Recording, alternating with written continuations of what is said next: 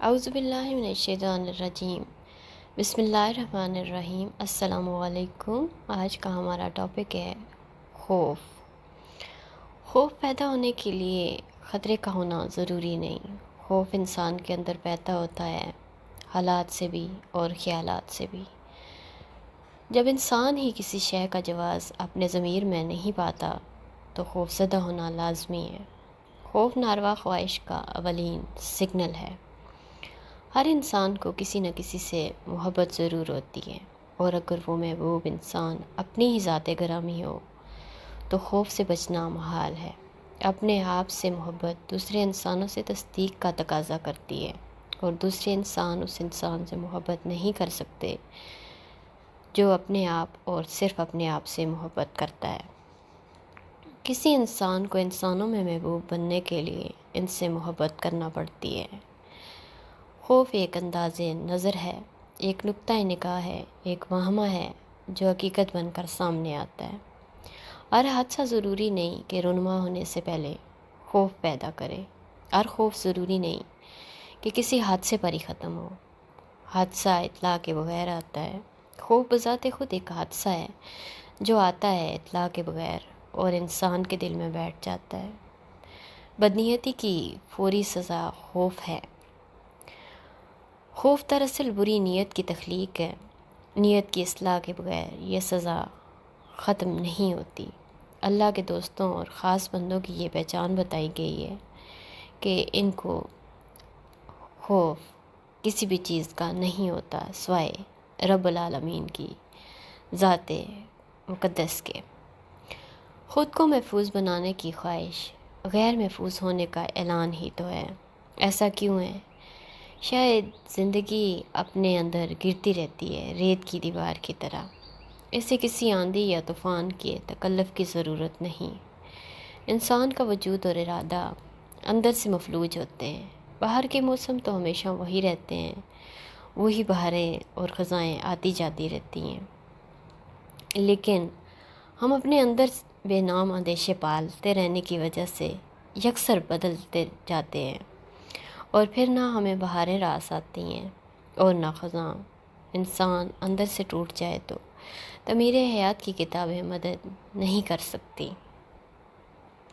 خوف اس انسان سے آتا ہے جس کو وہ خوف زدہ کرتا ہے۔ ہر ظالم کو مظلوم سے خوف محسوس ہوتا رہتا ہے۔ ڈرانے والا بہرحال ڈرتا ہے۔ خوف ایک حد تک تو خیر جائز ہے۔ خوف احتیاط پیدا کرتا ہے، اور احتیاط زندگی کے تیز سفر میں ایک موزوں اور مناسب عمل ہے۔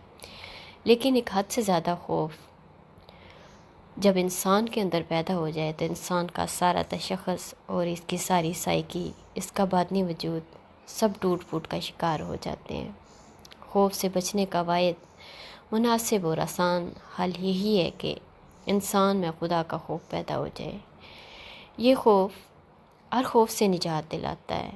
انسان اپنے آپ کو اللہ کے سپرد کر دے تو ہر خوف ختم ہو جاتا ہے۔ اگر منشا الہی کو مان لیا جائے تو انسان کے اندر سے سب خوف ختم ہو جاتے ہیں۔ نہ زندگی کا خوف رہتا ہے، نہ موت کا، نہ امیری کا خوف رہتا ہے، نہ غریبی کا، نہ عزت کی تمنا رہتی ہے، نہ ذلت کا ڈر۔ سب اس کے انداز نظر ہیں جو وہ چاہے عطا کرے۔ ہمیں راضی رہنا ہے، ورنہ ہماری سرکشی اور خود پسندی کی سزا صرف یہی ہے کہ ہمیں اندر سے دبوچ لیا جائے۔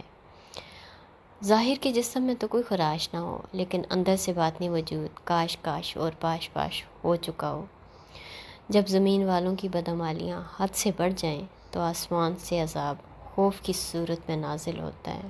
ممالک، حکومتیں، معاشرے، تہذیبیں، افراد، غرضے کی ہر ذی جان خوف زدہ ہوتا ہے۔ جب انسان خدا سے دور ہو جائے تو سکون انسان سے دور کر دیا جاتا ہے، اور اس کی جگہ اندیشہ اور خوف مسلط کر دیا جاتا ہے۔ جب زندگی اپنی افادیت، اپنی معنویت اور تقدس کھو دے تو نتیجہ خوف کے علاوہ کیا ہو سکتا ہے؟ جب انسان انسانیت ترک کر دے تو اسے خوف سے بچانا بہت مشکل ہے۔ خوف اور مسلسل خوف، بے وجہ اور بے معنی خوف ایک عذاب ہے۔ اس کرب مسلسل سے بچنے کا واحد حل یہی ہے کہ انسان خوف خدا رکھے، اور انسان یہ نہ بھولے اسے ضرور اسی راستے پر گامزن ہونا ہے جس پر اس کے آباء و اجداد سفر کر گئے ہیں۔ خوف کسی غلطی، کسی غفلت، کسی گناہ اور کسی جرم کی یاد کا ہی نام ہے۔ خوف خود کوئی شے نہیں۔ خوف زدہ انسان اول تو کوئی فیصلہ نہیں کر سکتا، اور اگر کر بھی لے تو غلط فیصلہ کرتا ہے۔ سب سے بدقسمت ہے وہ انسان جو اپنے مستقبل سے خائف ہو۔ جدا ہونے والے امراض اور ناادب کرنے والی اولاد سے سب سے زیادہ خوف آتا ہے۔ اگر خیال کی اصلاح ہو جائے تو خوف دور ہو جاتا ہے۔ ماضی کی غلطیوں پر توبہ کر لی جائے تو خوف دور ہو جاتا ہے۔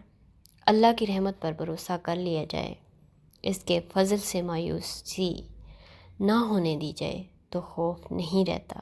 کوئی رات ایسی نہیں ہوتی جو ختم نہ ہوئی ہو، کوئی غلطی ایسی نہیں جو معاف نہ کی جا سکے، کوئی انسان ایسا نہیں جس پر رحمت کے دروازے بند ہوں۔ اللہ رحم کرنے والے کا کام ہی یہی ہے کہ رحم کرے۔ رحم اس فضل کو کہتے ہیں جو انسانوں پر ان کی خامیوں کے باوجود کیا جائے، اور یہ رحم ہمیشہ ہوتا ہی رہتا ہے۔